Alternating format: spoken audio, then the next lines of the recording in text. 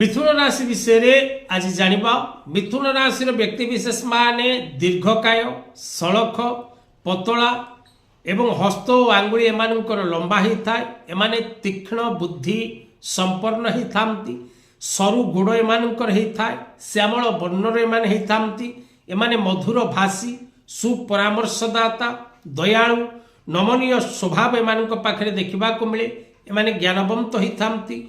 शिष्टाचार युक्त ही थामती। सर्वजन बसकारी ही थामती। एमाने उच्च अभिलाषी ही थामती।